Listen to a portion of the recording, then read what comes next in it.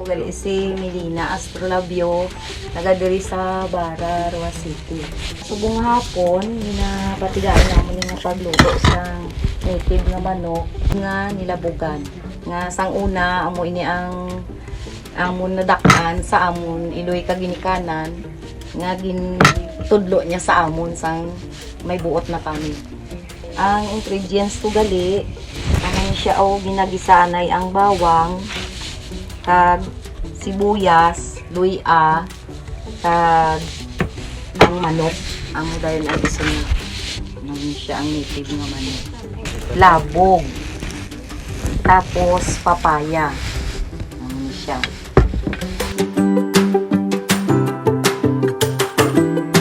Ang una natin nga paghimuon, amo ni ang mantika.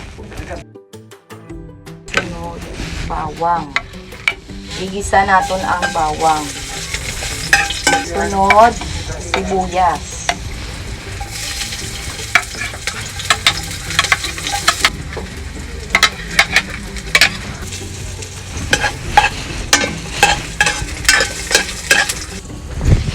Sunod, manok na pulburan ang isang asin. Bago siya bisak lang.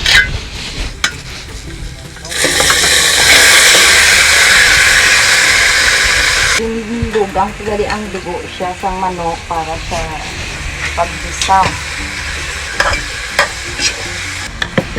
Pagkatapos na, mahabutan ako na yun siyang sabaw. Tunga sa oras niya. Oo, magbukan siya para nga lain niya sa manok nga kainitid siya. Yung madugang, siguro na asin. Sunod mo nga ibutang amo ang labog. Kaya para nga ma-absorb ang iyang aslong. Kaya daw ko namin kung may sabor siya nga mailo aslong sa nilabugan nga manok. Mabukalan siya gani, luto na siya. Okay na, pwede na siya dahil.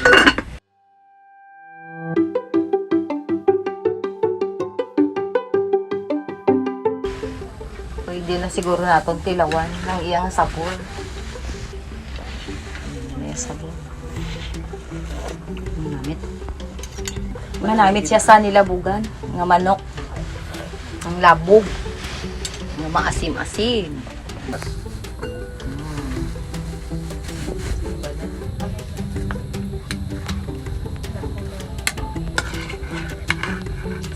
Ari na ang aton manok nga nilabugan. Pwede na naton makaon. Kay luto na siya.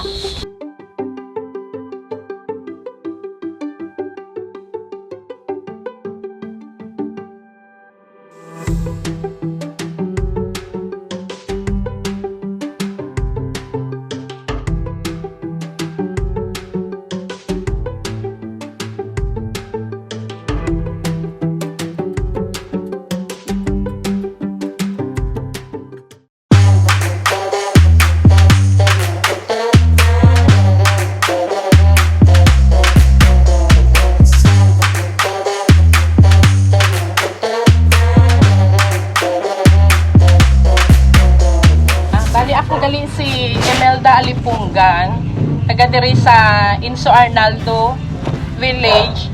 Tapos ang magaluto kita sang binakol nga kasudlan sang karne.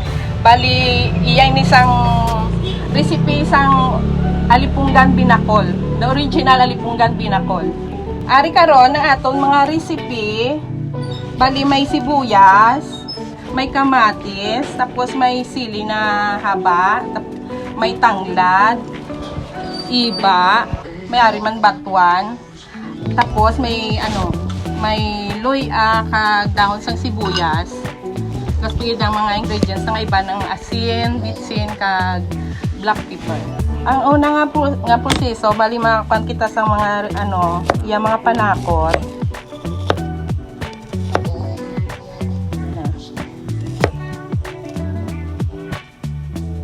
Bali mauna, butang kita sa tubig. Bali butang na pag ini ang ang iyang kasudlan. Sibuyas.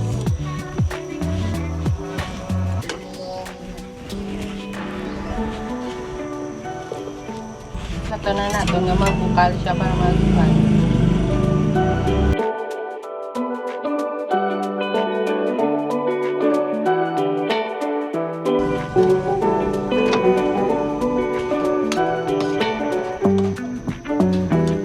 Hindi nga mahaba. Baligi na kung ginamon ang sili nga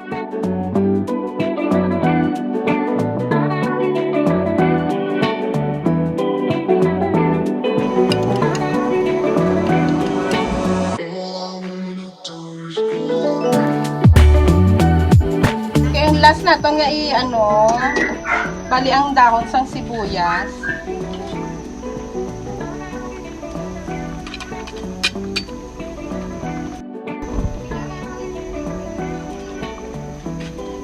Ari na, luto ng aton nga binakol.